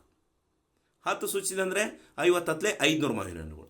ಅದೇ 5 ಡಬ್ಬಗಳು ಸೂಚಿಸಿದಂದರೆ ಬಿ ಸ್ಥಾನದಾಗ ಏನಪ್ಪ ಅಂದರೆ 250 ಬರುತ್ತೆ. ಅರ್ಥ ಆಯ್ತು ಮಕ್ಕಳೇ? ಇದು 4ನೇ ಪ್ರಶ್ನೆಗೆ ಉತ್ತರ ಅಂತ ಹೇಳ್ಬೋದು. ಇನ್ನು 5ನೇ ಪ್ರಶ್ನೆಯನ್ನು ನಾವು ಗಮನ ಹರಿಸೋಣ ಯಾವ ರೀತಿ ಇದೆ ಅಂತ ನೋಡ್ಕೋಣ. ಇಲ್ಲಿ 5ನೇ ಪ್ರಶ್ನೆಯನ್ನು ನೋಡ್ಕೋಬೋದು ನೀವು ಯಾವ ರೀತಿ ಇದೆ ಅಂಥೇಳಿ. ಶಿಕ್ಷಕರೊಬ್ಬರು ಪ್ರತಿ ವಿದ್ಯಾರ್ಥಿಗೆ 5 ಪೆನ್ಸಿಲ್ಗಳನ್ನು ಹಂಚಿದರು. ಶಿಕ್ಷಕರೊಬ್ಬರು ಏನು ಮಾಡ್ತಾರಂತಂದರೆ ಪ್ರತಿ ವಿದ್ಯಾರ್ಥಿಗೆ 5 ಪೆನ್ಸಿಲ್ಗಳನ್ನು ಕೊಡ್ತಾರೆ. ವಿದ್ಯಾರ್ಥಿಗಳ ಸಂಖ್ಯೆ ತಿಳಿದಿದ್ದರೆ ಅವರಿಗೆ ಹಂಚಲು ಬೇಕಾದ ಪೆನ್ಸಿಲ್ಗಳ ಸಂಖ್ಯೆಯನ್ನು ಸೂಚಿಸುವ ನಿಯಮ ಯಾವುದು? ಅಂದರೆ ಅವರು ಇಲ್ಲಿ ಕೊಟ್ಬಿಟ್ಟಾರೆ ವಿದ್ಯಾರ್ಥಿಗಳ ಸಂಖ್ಯೆಯನ್ನು ಎಸ್ ಅಕ್ಷರದಿಂದ ಚರಾಕ್ಷರದಿಂದ ಸೂಚಿಸಿ ಅಂತೇಳಿ. ಹೌದಾ? ಪ್ರತಿ ವಿದ್ಯಾರ್ಥಿಗೆ 5 ಪೆನ್ಸಿಲ್ ಕೊಡ್ತಾರೆ ಅವರು. ವಿದ್ಯಾರ್ಥಿಗಳ ಸಂಖ್ಯೆ ತಿಳಿದಿದ್ರೆ ಎಷ್ಟನ್ನು ತಿಳಿದಿದ್ರೆ ಏನಪ್ಪ ಅಂದರೆ ಪೆನ್ಸಿಲ್ಗಳ ಸಂಖ್ಯೆ ನಮಗೆ ಈಸಿಯಾಗಿ ಗೊತ್ತಾಗಿಬಿಡ್ತದೆ. ಹೌದಾ? ಉದಾಹರಣೆ ನಿಮಗೆ ಹೇಳ್ಬೇಕಂತಂದರೆ ಇನ್ನೂ ಬಿಡಿಸಿ ಹೇಳ್ತಾರೆ, ನೋಡ್ಕೊರಿ. ಇಲ್ಲಿ ವಿದ್ಯಾರ್ಥಿಗಳ ಏನಪ್ಪ ಅಂದರೆ ಪ್ರತಿ ವಿದ್ಯಾರ್ಥಿಗೆ 5 ಪೆನ್ಸಿಲ್ ಕೊಟ್ಟರು. ಒಬ್ಬ ವಿದ್ಯಾರ್ಥಿಗೆ 5 ಪೆನ್ಸಿಲ್ ಕೊಡತ್ತಾರ ಅವರು. ಹಾಗಾದ್ರೆ ಎಷ್ಟು ಪೆನ್ಸಿಲ್ ಕೊಡ್ಬೇಕು ಅನ್ನೋದು ಗೊತ್ತಿಲ್ಲ. ಯಾಕೆ ಗೊತ್ತಿಲ್ಲ? ಅಲ್ಲಿ ವಿದ್ಯಾರ್ಥಿಗಳ ಸಂಖ್ಯೆ ನಮಗೆ ಗೊತ್ತಿಲ್ಲ, ಅದಕ್ಕೆ ಗೊತ್ತಿಲ್ಲ. ಓಕೆ, ಹಾಗಾದರೆ ಆ ವಿದ್ಯಾರ್ಥಿಗಳ ಸಂಖ್ಯೆಯನ್ನು ಯಾವುದರಿಂದ ಸೂಚಿಸಂತಾರೆ ಅಂದರೆ ಎಸ್ ದಿಂದ ಸೂಚಿಸಂತಾರೆ. ಅರ್ಥಾತಾ? ನಾವು ವಿದ್ಯಾರ್ಥಿಗಳ ಸಂಖ್ಯೆಯನ್ನು ಏನಪ್ಪ ಅಂದರೆ ಎಸ್ ದಿಂದ ಸೂಚಿಸಿದಾಗ ಎಸ್ ಇಸ್ ಈಕ್ವಲ್ ಟು 10 ಅಂತ ಬರೀತೇನೆ ನಾನು. ಹೌದಾ? 10 ಅಂತ ಬರಿತೇನೆ, ಅದು ವಿದ್ಯಾರ್ಥಿಗಳ ಸಂಖ್ಯೆ. ಹಾಗಾದರೆ ಈ ವಿದ್ಯಾರ್ಥಿಗಳ ಸಂಖ್ಯೆ 10 ಅಂತ ಬರೆದಾಗ ಎಷ್ಟು ಪೆನ್ಸಿಲ್ಗಳು ಹೊಕ್ಕ ಅನ್ನೋದು ಈಗ ಬರಿಬೋದು ನಾವು. ಯಾವುದು ನಿಯಮ? 5S ಅಂತ ಬರಿಬೇಕಿಲ್ಲಿ. ಹೌದಾ? 5S ಅಂತ ಬರೆದಾಗ ಈ 5 ಅನ್ನೋದು ಒಬ್ಬ ವಿದ್ಯಾರ್ಥಿ ಕೊಟ್ಟ ಪೆನ್ಸಿಲ್ಗಳ ಸಂಖ್ಯೆ, ಈ ಎಸ್ ಅನ್ನೋದು ಒಟ್ಟು ವಿದ್ಯಾರ್ಥಿಗಳ ಸಂಖ್ಯೆ, ಅದಕ್ಕೆ ಎಸ್ ಅಂತ ತುಂಬತಾನೆ. ಈಸ್ಕೊಲ್ ಟು 5S ಪ್ಲೇಸ್ದಾಗ ಏನಪ್ಪ ಅಂದರೆ ವಿದ್ಯಾರ್ಥಿಗಳ ಸಂಖ್ಯೆಯನ್ನು ತುಂಬಬೇಕು 10. ಏನಿಲ್ಲ ಅಂದರೆ ಗುಣಾಕಾರದ ಬ್ರಾಕೆಟ್ 5 10 50. ಹಾಗಾದರೆ ಪೆನ್ಸಿಲ್ಗಳ ಸಂಖ್ಯೆ 50. ಇದು 10 ವಿದ್ಯಾರ್ಥಿಗಳಾದ್ರೆ ಮಾತ್ರ 50. ಒಂದು ವೇಳೆ 20 ವಿದ್ಯಾರ್ಥಿಗಳಾದರೆ 100 ಪೆನ್ಸಿಲ್ಗಳು ಬೇಕು. ಅಂದರೆ ಈ ರೀತಿ ಏನಪ್ಪ ಅಂತಂದರೆ ವಿದ್ಯಾರ್ಥಿಗಳು ಪೆನ್ಸಿಲ್ಗಳ ಸಂಖ್ಯೆಯನ್ನು ಕಂಡುಹಿಡಿಬೇಕಂದ್ರೆ ಎಷ್ಟು ಕೊಟ್ಟು ಪೆನ್ಸಿಲ್ಗಳ ಸಂಖ್ಯೆಯನ್ನು ಕಂಡುಹಿಡಿಬೇಕಂದ್ರೆ ಅಲ್ಲಿ ವಿದ್ಯಾರ್ಥಿಗಳ ಸಂಖ್ಯೆ ಬೇಕು. ಅದನ್ನು ಸೂಚಿಸೋಕೆ ಏನಪ್ಪ ಅಂದರೆ ಎಸ್ ಚರಾಕ್ಷರದಿಂದ ಸೂಚಿಸ್ತೋ. ಅದನ್ನೇ ಹೆಂಗೆ ಬಿಡಿಸಿದ ಅನ್ನೋದು ನೋಡೋಣ. ಓಕೆ, ಇಲ್ಲಿ ನೋಡ್ರಿ, ಪ್ರತಿ ವಿದ್ಯಾರ್ಥಿಗೆ ಹಂಚಿದ ಪೆನ್ಸಿಲ್ಗಳು 5, ವಿದ್ಯಾರ್ಥಿಗಳ ಸಂಖ್ಯೆ 5, ಇದು ಗೊತ್ತೈತಿ. ಬೇಕಾಗಿರೋ ಪೆನ್ಸಿಲ್ಗಳ ಸಂಖ್ಯೆನ ಅಂದರೆ ಬೇಕಾಗಿರೋ ಪೆನ್ಸಿಲ್ಗಳ ಸಂಖ್ಯೆ ಅಂತಂದರೆ ಇಲ್ಲಿ ಏನಪ್ಪ ಅಂತಂದರೆ ನೀವು ಈ ರೀತಿ ಗುರುತಿಸಬಹುದು. ಇಲ್ಲಿ ವಿದ್ಯಾರ್ಥಿಗಳ ಸಂಖ್ಯೆಯನ್ನು ಯಾವ ರೀತಿ ನಾವು ಇದನ್ನು ಮಾಡ್ಕೋಬಹುದು ಅಂತಂದರೆ ಇಲ್ಲಿ ಎಸ್ ಅಂತ ಬರಿತೇನೆ. ಬೇಕಾಗಿರುವ ಪೆನ್ಸಿಲ್ಗಳ ಸಂಖ್ಯೆಯನ್ನು ಸೂಚಿಸುವ ನಿಯಮ 5S ಅಂತ ಹೇಳಿದೆ. ನಿಮಗೆ ಅಲ್ಲಿ ಲೆಕ್ಕ ಮಾಡಿ ಏನಪ್ಪ ಅಂತಂದರೆ ಅದನ್ನು ವಿವರಣೆವಾಗಿ ಹೇಳಿದ್ದೇನೆ. 5S ಅಂತ ಬರುತ್ತೆ. ಹಾಗಾದರೆ ನೆಕ್ಸ್ಟ್ ಇನ್ನು 6ನೇ ಪ್ರಶ್ನೆಯನ್ನು ನೋಡ್ಕೋಣ ಯಾವ ರೀತಿ ಇದೆ ಅಂತೇಳಿ. ನೀವು 6ನೇ ಪ್ರಶ್ನೆಯನ್ನು ಗಮನ ಹರಿಸ್ಬೋದು ಏನಿದೆ ಅಂಥೇಳಿ. ಹಕ್ಕಿಯೊಂದು ಪ್ರತಿ ನಿಮಿಷಕ್ಕೆ 1 ಕಿಲೋಮೀಟರ್ ದೂರ ಹಾರುತ್ತದೆ. ಅರ್ಥ ಮಾಡ್ಕೋಬೇಕು ಮಕ್ಕಳೇ. 1 ನಿಮಿಷಕ್ಕೆ ಅಂದರೆ ಪ್ರತಿ ನಿಮಿಷ ಅಂದರೆ 1 ನಿಮಿಷಕ್ಕೆ 1 ಕಿಲೋಮೀಟರ್ ದೂರ ಹಾರುತ್ತದೆ. ಹಕ್ಕಿಯ ಹಾರುವ ಸಮಯವನ್ನು ನಿಮಿಷಗಳ ಸಂಖ್ಯೆಯಲ್ಲಿ ಕೊಟ್ಟಾಗ ಅದು ಹಾರುವ ಒಟ್ಟು ದೂರವನ್ನು ಸೂಚಿಸುವ ನಿಯಮ ಯಾವುದು? ಅರ್ಥ ಆಗತ್ತಾ? ನಿಮಿಷಕ್ಕೆ 1 ಕಿಲೋಮೀಟರ್ ಹೊಕ್ಕತ್ತದ, ಬಟ್ ಎಷ್ಟು ನಿಮಿಷ ಹೋಗೈತಂತ ನಮಗೆ ಗೊತ್ತಾದ್ರೆ ಅದು ಎಷ್ಟು ಕಿಲೋಮೀಟರ್ ಹೋಗೈತೆ ಅನ್ನೋದು ಗೊತ್ತಾಗತ್ತೆ. ನಾನು ಹೇಳೋದು ಅರ್ಥ ಆಯ್ತಾ? ಇಲ್ಲಿ ಹಕ್ಕಿಯೊಂದು ಪ್ರತಿ ನಿಮಿಷಕ್ಕೆ 1 ಕಿಲೋಮೀಟರ್ ದೂರ ಹೋಗತಿ ಹಾರುತ್ತೆ. ಹಕ್ಕಿಯು ಹಾರುವ ಸಮಯವನ್ನು ನಿಮಿಷಗಳ ಸಂಖ್ಯೆಯಲ್ಲಿ ಕೊಟ್ಟಾಗ ಅದು ಹಾರುವ ಒಟ್ಟು ದೂರವನ್ನು ಸೂಚಿಸುವ ನಿಯಮ ಯಾವುದು ಅಂತ ಕೇಳಿದಾಗ ಇಲ್ಲಿ ಎಷ್ಟು ನಿಮಿಷ ಅಂತ ಕೊಟ್ಟರೆ ಎಷ್ಟು ಕಿಲೋಮೀಟರ್ ಅಂತ ಕಂಡುಹಿಡ್ಕೋಬೋದು. ಹೌದಾ? ಹಾಗಾದರೆ ಹಾರುವ ಸಮಯವನ್ನು ಯಾವ ಅಕ್ಷರದಿಂದ ಸೂಚಿಸಿದ್ದಾರೆ? ಚರಾಕ್ಷರದಿಂದ ಟಿ ಅಕ್ಷರದಿಂದ ಸೂಚನೆ ಮಾಡಿದ್ದಾರೆ. ಯಾವುದು? ಟಿ ಅಕ್ಷರದಿಂದ. ಹಾಗಾದರೆ ಇದನ್ನು ಯಾವ ರೀತಿ ಬಿಡಿಸ್ತೀಯ ಅಂತ ಕೇಳತ್ತಾರೋ ಅಥವಾ ಯಾವ ನಿಯಮವನ್ನು ಬಳಕೆ ಮಾಡ್ಕೋತಿ ಅನ್ನೋದು ಕೇಳತ್ತಾರೋ. ಇದನ್ನು 6ನೇ ಪ್ರಶ್ನೆಗೆ ಉತ್ತರವನ್ನು ಕಂಡುಕೊಳ್ಳೋಣ. ಓಕೆ, ನೋಡ್ಬೋದು ಇಲ್ಲಿ ಹಕ್ಕಿಯು ಪ್ರತಿ ನಿಮಿಷಕ್ಕೆ ಹಾರುವ ದೂರ 1 ಕಿಲೋಮೀಟರ್, ಇದು ಗೊತ್ತಿದ್ದಿದ್ದು ಐತಿ. ಹಾರುವ ಸಮಯ ಟಿ ಚರಾಕ್ಷರ, ಅದು ಹಾರುವ ಒಟ್ಟು ದೂರವನ್ನು ಸೂಚಿಸುವ ನಿಯಮ 1T ಕಿಲೋಮೀಟರ್. ಅಂದರೆ ಇಲ್ಲಿ ನೀವು ಅರ್ಥ ಮಾಡ್ಕೋಬೇಕು. 1 ಕಿಲೋಮೀಟ್ರ್ ಹೌದಾ ಹೋಗುತ್ತೆ, ಎಷ್ಟು ನಿಮಿಷಕ್ಕೆ ಅನ್ನೋದು ಗೊತ್ತಿಲ್ಲ ನಮಗೆ. ನಾವು ಒಂದು ವೇಳೆ ಇಲ್ಲಿ ಟಿ ಜಾಗದಾಗ ಏನಪ್ಪ ಅಂದರೆ ನಿಮಿಷವನ್ನು ಬರಿಬೇಕಾಗತ್ತೆ. 5 ಅಂತ ಬರೋಣ ಅಂತ ಅನ್ಕೋ. 5 ಒಂದಲೇ 5 ಕಿಲೋಮೀಟ್ರ್. 6 ಬರೆದ್ರೆ 6 ಕಿಲೋಮೀಟ್ರ್, 7 ಬರೆದ್ರೆ 7 ಕಿಲೋಮೀಟ್ರ್ ಚಲಿಸ್ತದೆ ಅಂತ ಅರ್ಥ. ಹಾಗಾದರೆ ಇದರ ನಿಯಮ ಏನಪ್ಪ ಅಂದರೆ 1T ಕಿಲೋಮೀಟ್ರ್ ಅಂತ ಬರೆದ್ರೆ ಸಾಕು, ಇದು ಅರ್ಥ ಆಗುತ್ತೆ. ಓಕೆ, ನೆಕ್ಸ್ಟ್ ಇನ್ನು ಏನಪ್ಪ ಅಂತಂದರೆ ಇನ್ನು 7ನೇ ಪ್ರಶ್ನೆಯನ್ನು ನೋಡೋಣ ಯಾವ ರೀತಿ ಇದೆ ಅಂತ. 7ನೇ ಪ್ರಶ್ನೆಗೆ ಉತ್ತರವನ್ನು ಕಂಡುಕೊಳ್ಳೋಣ. ಓಕೆ, ಹಾಗಾದರೆ ಇಲ್ಲಿ 7ನೇ ಪ್ರಶ್ನೆಯನ್ನು ಗಮನ ಹರಿಸಬಹುದು. ಯಾವ ರೀತಿ ನಿಮಗೆ ಇಲ್ಲಿ 7ನೇ ಪ್ರಶ್ನೆಯನ್ನು ನೀಡಿದ್ದಾರೆ ಅಂಥೇಳಿ ನೋಡಿಲ್ಲಿ. ರಾಧಾ ಚುಕ್ಕೆ ಹಾಕಿ ಸುಣ್ಣದ ಪುಡಿಯಿಂದ ರಂಗೋಲಿಯನ್ನು ಬರೆಯುತ್ತಿದ್ದಾಳೆ. ರಾಧಾ ಏನು ಮಾಡ್ತಾಳೆ ಅಂತಂದರೆ ಚುಕ್ಕೆ ಹಾಕಿ ಸುಣ್ಣದ ಪುಡಿಯಿಂದ ರಂಗೋಲಿಯನ್ನು ಬರೆಯುತ್ತಿದ್ದಾಳೆ. ಅವಳು ಬರೆದ ಪ್ರತಿ ಸಾಲಿನಲ್ಲಿ 8 ಚುಕ್ಕೆಗಳಿವೆ. ಹೌದಾ? ಹಾಗಾದರೆ ಪ್ರತಿ ಸಾಲಿನಲ್ಲಿ 8 ಚುಕ್ಕೆಗಳಿವೆ. ಅವಳು ಅವಳು 6 ಸಾಲುಗಳನ್ನು ಬರೆದರೆ ಒಟ್ಟು ಎಷ್ಟು ಚುಕ್ಕೆಗಳಿರುತ್ತವೆ? ಅಂದರೆ ಇಲ್ಲಿ ಏನಪ್ಪ ಅಂತಂದರೆ ಇಲ್ಲಿ 6 ಅನ್ನೋದು ಸೂಚನೆ ಮಾಡಿದ್ದಾರೆ. ಹೌದಾ? ಹಾಗಾದ್ರೆ 8 ಸಾಲುಗಳಿದ್ದರೆ ಹಾಗೂ 10 ಸಾಲುಗಳಿದ್ದರೆ ಎಷ್ಟು ಚುಕ್ಕೆಗಳಿರ್ತವೆ ಅಂತ ಕೇಳ್ತಾರೆ. ಪ್ರತಿ ಸಾಲಿನಲ್ಲಿ 8 ಚುಕ್ಕೆಗಳಿದಾವೆ. ಹೌದಾ? ಹಾಗಾದರೆ ಅವಳು ಏನಾದರೂ ಏನಪ್ಪ ಅಂದರೆ 8 ಸಾಲುಗಳಿದ್ದರೆ ಎಷ್ಟು ಚುಕ್ಕೆಗಳು ಬರ್ತಾವೆ, 10 ಸಾಲುಗಳಿದ್ದರೆ ಎಷ್ಟು ಚುಕ್ಕೆಗಳು ಬರ್ತಾವೆ, ಏನಪ್ಪ ಅಂದರೆ ಚರಾಕ್ಷರನ 6 ಬಳಕೆ ಮಾಡಂತಂದ್ರೆ ಯಾವ ರೀತಿ ಬರುತ್ತೆ ಅಂತ ನೋಡೋಣ. ಓಕೆ, ಇಲ್ಲಿ ಗಮನ ಹರಿಸ್ಬೋದು ನೀವು ಏನಿದೆ ಅಂತೇಳಿ. ಪ್ರತಿ ಸಾಲಿನಲ್ಲಿರುವ ಚುಕ್ಕೆಗಳ ಸಂಖ್ಯೆ ಏನಪ್ಪ ಅಂತಂದರೆ ಇಲ್ಲಿ 9 ಅಂತ ಬರ್ದೇನೆ. ಹೌದಾ? 9. ಹೌದಾ? ಇಲ್ಲಿ ಗಮನ ಹರಿಸ್ಬೋದು ನೀವು. ಪ್ರತಿ ಸಾಲಿನಲ್ಲಿರುವ ಚುಕ್ಕೆಗಳ ಸಂಖ್ಯೆ ಏನಪ್ಪ ಅಂದರೆ 8. ಸಾಲುಗಳ ಸಂಖ್ಯೆಯನ್ನು ಎದರಿಂದ ಸೂಚಿಸ್ತಾವೆ ಅಂದರೆ 6 ಚರಾಕ್ಷರದಿಂದ ಸೂಚನೆ ಮಾಡ್ತು. ಒಟ್ಟು ಚುಕ್ಕೆಗಳ ಸಂಖ್ಯೆ ಹೌದಾ 8 6 ಅಂತ ಬರೀತಾನೆ. ಹಾಗಾದರೆ 6ನಲ್ಲಿ ಏನು ತುಂಬಬೇಕು ಅಂತಂದಾಗ 8 ಸಾಲುಗಳು ಅಂದರೆ ಸಾಲುಗಳ ಸಂಖ್ಯೆಯನ್ನು ತುಂಬಬೇಕು. ಒಂದು ಸಾಲಿನಲ್ಲಿ 8 ಚುಕ್ಕೆಗಳಿದಾವೆ. ಹೌದಾ? ಹಾಗಾದರೆ ಇಲ್ಲಿ ಸಾಲುಗಳ ಸಂಖ್ಯೆಯನ್ನು ಎದರಾಗ ತುಂಬಬೇಕಂದ್ರೆ 6ದಲ್ಲಿ ತುಂಬಬೇಕು. ಹಾಗಾದರೆ ಏನು ಮಾಡ್ತಾನೆ ಅಂತಂದ್ರೆ ನೋಡಿರಿ, 8 ಸಾಲುಗಳಿದ್ದಾಗ ಚುಕ್ಕೆಯ ಸಂಖ್ಯೆ 8 × 8 ಅಂದರೆ ಈ 6 ಪ್ಲೇಸ್ದಾಗ ಏನು ಮಾಡಿದಾನೆ ಅಂದರೆ 8 ಸಾಲುಗಳಿದ್ದಾಗ ಅಂದಾಗ 8 ತುಂಬಿದ್ದೀನಿ. ಹಾಗಾದರೆ ಚುಕ್ಕೆಗಳ ಸಂಖ್ಯೆ ಎಷ್ಟು ಅಂತಂದಾಗ 8 8 64. ಓಕೆ, ಹಾಗಾದರೆ ಒಂದೇಳೆ 10 ಸಾಲುಗಳಿದ್ದಾಗ ಅಂತಂದರೆ ಚುಕ್ಕೆಗಳ ಸಂಖ್ಯೆ ಏನಾಗುತ್ತೆ ಅಂತಂದರೆ 8 ಅನ್ನೋದು ಚುಕ್ಕೆಗಳ ಸಂಖ್ಯೆ ಪ್ರತಿ ಸಾಲಿನಲ್ಲಿರೋದು ಇಂಟು 10 ಅನ್ನೋದು ಏನಪ್ಪ ಅಂದರೆ ಸಾಲುಗಳ ಸಂಖ್ಯೆ. ಇದು ಚುಕ್ಕೆಗಳ ಸಂಖ್ಯೆ, ಒಂದು ಸಾಲಿನಲ್ಲಿರುವಂಥ ಚುಕ್ಕೆಗಳ ಸಂಖ್ಯೆ, ಇದು ಒಟ್ಟು ಸಾಲುಗಳ ಸಂಖ್ಯೆ 10. ಹಾಗಾದರೆ 8 10 ಏನಪ್ಪ ಅಂದರೆ 80 ಚುಕ್ಕೆಗಳು ಬರ್ತಾವಂತ ಹೇಳ್ಬೋದು. ಇದು 7ನೇ ಪ್ರಶ್ನೆಗೆ ಉತ್ತರ ಅಂತ ಹೇಳ್ಬೋದು. ಇನ್ನು ನೆಕ್ಸ್ಟ್ 8ನೇ ಪ್ರಶ್ನೆಯನ್ನು ಗಮನ ಹರಿಸೋಣ ಯಾವ ರೀತಿ ಇದೆ ಅಂತ. ಇಲ್ಲಿ 8ನೇ ಪ್ರಶ್ನೆಯನ್ನು ನೋಡ್ಬೋದು ವಿದ್ಯಾರ್ಥಿಗಳು ನೀವು ಏನಿದೆ ಅಂತೇಳಿ. ರಾಧಾಳ ತಂಗಿ ಲೀಲಾ. ಯಾರ ತಂಗಿ? ರಾಧಾಳ ತಂಗಿ ಲೀಲಾ. ರಾಧಾಳಿಗಿಂತ ಲೀಲಾ 4 ವರ್ಷ ಚಿಕ್ಕವಳು. ನೆನಪಿಟ್ಕೋಬೇಕು. ರಾಧಾಳ ತಂಗಿ ಲೀಲಾ. ರಾಧಾಳಿಗಿಂತ ಲೀಲಾ ಏನಿದಾಳಪ್ಪ ಅಂದರೆ ಎಷ್ಟು ವರ್ಷಕ್ಕೆ ಚಿಕ್ಕವಳು ಅಂದರೆ 4 ವರ್ಷ ಚಿಕ್ಕವಳು. ರಾಧಾಳ ವಯಸ್ಸನ್ನು ಪ್ರತಿನಿಧಿಸುವ ಚರಾಕ್ಷರದ ಮೂಲಕ, ರಾಧಾಳ ವಯಸ್ಸನ್ನು ಪ್ರತಿನಿಧಿಸುವ ಚರಾಕ್ಷರದ ಮೂಲಕ ಲೀಲಾಳ ವಯಸ್ಸನ್ನು ಹೇಗೆ ಸೂಚಿಸುವಿರಿ ಅಂತ ಕೇಳಿದರು. ಅರ್ಥ ಆಗತ್ತಾ? ಹಾಗಾದರೆ ಚರಾಕ್ಷರ ಮುಖಾಂತರ ಸೂಚಿಸಬೇಕು. ಅಂದರೆ ರಾಧಾಳ ವಯಸ್ಸು ಇಲ್ಲಿ ನೋಡ್ರಿ ವಯಸ್ಸನ್ನು ಪ್ರತಿನಿಧಿಸುವ ಚರಾಕ್ಷರದ ಮೂಲಕ ಲೀಲಾಳ ವಯಸ್ಸನ್ನು ಹೇಗೆ ಸೂಚಿಸುವಿರಿ. ರಾಧಾಳ ವಯಸ್ಸನ್ನು ಏನಂತ ತಿಳ್ಕೊಬೇಕಂದ್ರೆ ಎಕ್ಸ್ ಅಂತ ತಿಳಿದುಕೊಳ್ಳಿ. ಹಾಗಾದರೆ ಯಾವ ರೀತಿ ಬರಿಬೋದು ಇದನ್ನು ನೋಡ್ಕೋಬೋದು. ನಾನು ಇಲ್ಲಿ ಬರ್ದೇನೆ. ರಾಧಾಳ ವಯಸ್ಸು ಎಕ್ಸ್ ಅಂದರೆ ಗೊತ್ತಿಲ್ಲ. ಹಾಗಾದರೆ ಅವಳಿಗಿಂತ ಎಷ್ಟು ವರ್ಷ ಚಿಕ್ಕವಳು ಅಂತ ಹೇಳ್ತಾರೋ 4 ವರ್ಷ ಅಂದರೆ ಮೈನಸ್ ಕಡಿಮೆ. ಹೌದಾ? ಹಾಗಾದರೆ ಇಲ್ಲಿ ರಾಧಾಳಿಗಿಂತ ಲೀಲಾ ಏನಪ್ಪ ಅಂದರೆ 4 ವರ್ಷ ಚಿಕ್ಕವಳು. ಚಿಕ್ಕವಳು ಅಂದರೆ ಮೈನಸ್ ಒಳಗೆ ಹೇಳಬೇಕು. ಹೌದಾ? ಲೀಲಾಳ ವಯಸ್ಸು = ಎಕ್ಸ್ ಅಂದರೆ ರಾಧಾಳಕ್ಕಿಂತ -4 ಅಂದರೆ ರಾಧಾಳಕ್ಕಿಂತ 4 ವರ್ಷ ಚಿಕ್ಕವಳು. ಹೌದಾ? ಅದನ್ನೇ ಲೀಲಾಳ ವಯಸ್ಸು X - 4 ವರ್ಷ ಅಂತ ಬರಿಬೋದು. ಅರ್ಥ ಆಯ್ತು ಮಕ್ಕಳೇ? ಭಾಳ ಈಸಿಯಾಗಿ ಏನಪ್ಪ ಅಂತಂದರೆ ಈ ಉತ್ತರವನ್ನು ಕಂಡುಕೊಳ್ಬೋದು. ನೆಕ್ಸ್ಟ್ 9ನೇ ಪ್ರಶ್ನೆಗೆ ಹೋಗೋಣ. ಇಲ್ಲಿ 9ನೇ ಪ್ರಶ್ನೆಯನ್ನು ಗಮನಿಸ್ಬೋದು ನೀವು ಯಾವ ರೀತಿ ಇದೆ ಅಂತ ಪ್ರಶ್ನೆ ನೋಡಿಲಿ. ಅಮ್ಮ ಲಡ್ಡುಗಳನ್ನು ಮಾಡಿದ್ದಾಳೆ. ಯಾರೋ ಅಮ್ಮ. ಹೌದಾ? ಅವುಗಳಲ್ಲಿ ಕೆಲವನ್ನು ಅತಿಥಿಗಳಿಗೂ ಕುಟುಂಬದ ಸದಸ್ಯರಿಗೂ ಹಂಚಿದಳು. ಅಮ್ಮ ಏನು ಮಾಡಿರ್ತಾಳೆ, ಲಡ್ಡು ಏನು ಮಾಡಿರ್ತಾಳಲ್ಲ ಆ ಲಡ್ಡುಗಳನ್ನು ಏನು ಮಾಡ್ತಾಳಂದರೆ ಮನೆಗೆ ಬಂದಂಥ ಅತಿಥಿಗಳಿಗೂ ಹಾಗೂ ಕುಟುಂಬದ ಸದಸ್ಯರಿಗೆ ಹಂಚಿದಳು. ಕೊನೆಗೆ 5 ಲಡ್ಡುಗಳು ಉಳಿದವು. ಆ ಲಡ್ಡುಗಳನ್ನೆಲ್ಲ ಹಂಚಿ ಏನಪ್ಪ ಅಂತಂದರೆ ಉಳಿದಂಥ ಉಂಡೆಗಳ ಸಂಖ್ಯೆ ಎಷ್ಟಪ್ಪ ಅಂದ್ರೆ ಲಡ್ಡುಗಳ ಸಂಖ್ಯೆ ಎಷ್ಟಪ್ಪ ಅಂತಂದರೆ 5. ಅಮ್ಮ ಹಂಚಿದ ಲಡ್ಡುಗಳ ಸಂಖ್ಯೆ ಏನು ಅನ್ಬೇಕಂದ್ರೆ L ಅಂತ ಅನ್ಕೋಬೇಕು. ಹಾಗಿದ್ದರೆ ಆಕೆ ಮಾಡಿದ ಲಡ್ಡುಗಳು ಎಷ್ಟು?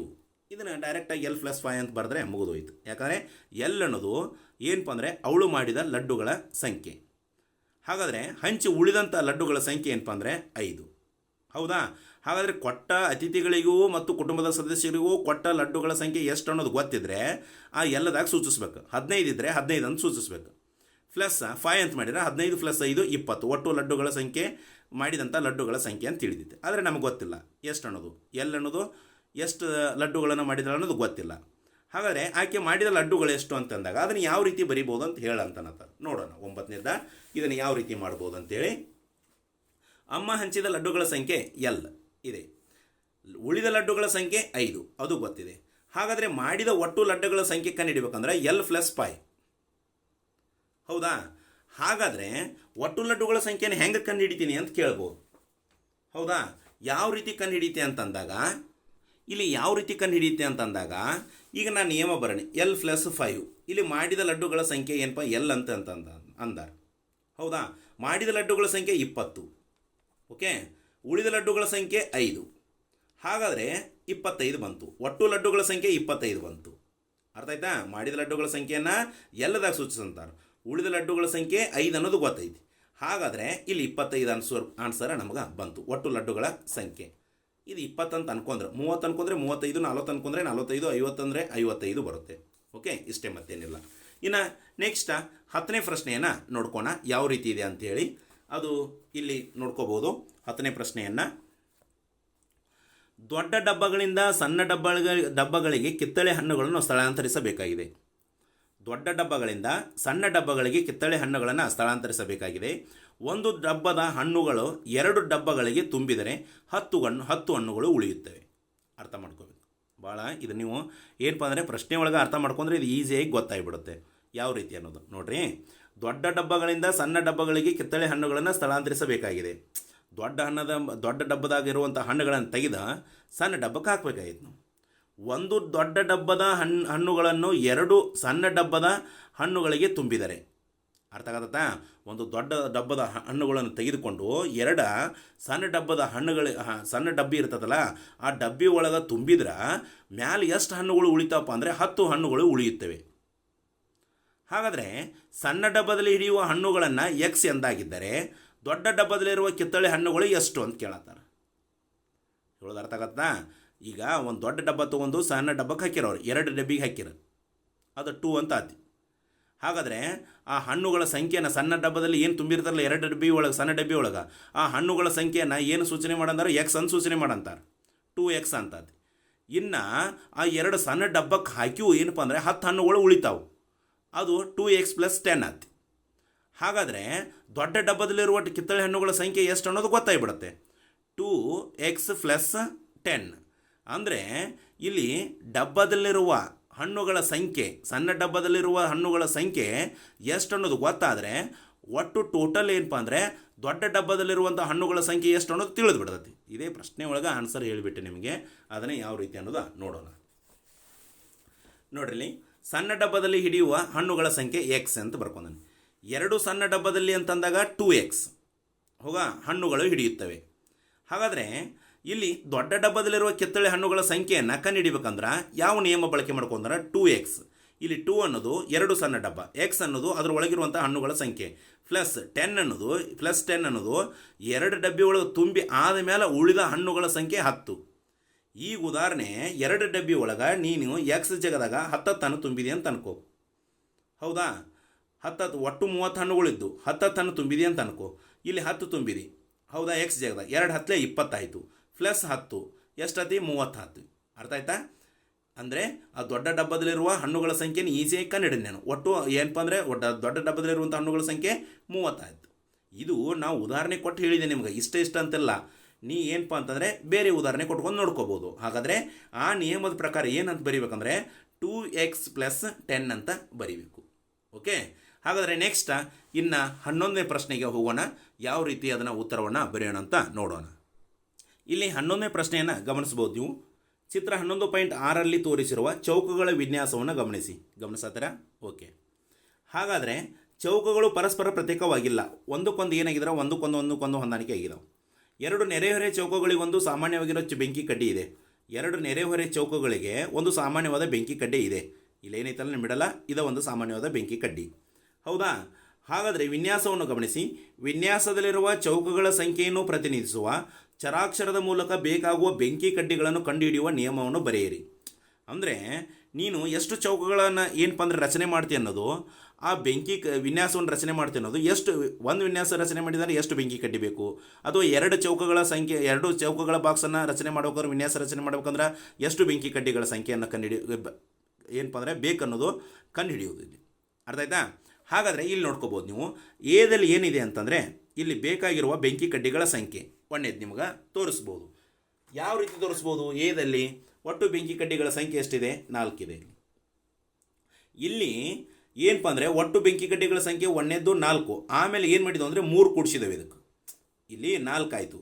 ಆಮೇಲೆ ಇಲ್ಲೊಂದು ಈ ರೀತಿ ರಚನೆ ಮಾಡಿದ್ರು. ಒಂದು ಬೆಂಕಿ ಕಡ್ಡಿ, ಎರಡು ಬೆಂಕಿ ಕಡ್ಡಿ, ಮೂರು ಬೆಂಕಿ ಕಡ್ಡಿ. ಹಾಗಾದರೆ ಎರಡನೇ ಬಾಕ್ಸಕ್ಕೆ ಎಷ್ಟು ಬೇಕಂದ್ರೆ 7 ಬೇಕು. ಇಲ್ಲಿ ಮೂರನೇದಕ್ಕೆ ನೋಡ್ರಿ 4 4 8. 8ರಾಗ ಏನಪ್ಪ ಅಂತಂದರೆ ಇಲ್ಲಿ 1 2 3 4. ಹೌದಾ? 4ರಾಗ ಮತ್ತೇನಪ್ಪ ಅಂದರೆ ಇಲ್ಲಿ 3 ಕುಡಿಸಿದ್ರೆ ಎಷ್ಟಾಯ್ತು? 7 ಆಯ್ತು. 7ರಾಗ ಮತ್ತೆ 3 ಕುಡಿಸಿದ್ರೆ ಎಷ್ಟಾಯ್ತು? 10 ಆಯಿತು. ಈ ರೀತಿ ಏನಪ್ಪ ಅಂದರೆ ಬೆಂಕಿ ಕಡ್ಡಿಗಳ ಸಂಖ್ಯೆನ ನಾವು ಕಂಡು ಹಿಡ್ಕೊತ ಹೋಗಬೇಕು. ಅರ್ಥ ಆಯ್ತಾ? ಹಾಗಾದರೆ ಇಲ್ಲಿ ಚೌಕಗಳ ಸಂಖ್ಯೆನ ಏನಂತ ಅನ್ಕೋಣಂದರೆ ಎಕ್ಸ್ ಅಂತ ಅನ್ಕೋಣ. ಹೌದಾ? ಇಲ್ಲಿ ಚೌಕಗಳ ಸಂಖ್ಯೆಯನ್ನು ಬರ್ದಾನೆ ಎಕ್ಸ್ ಅನ್ಕೊಂಡು. ನಿಯಮ 3x + 1.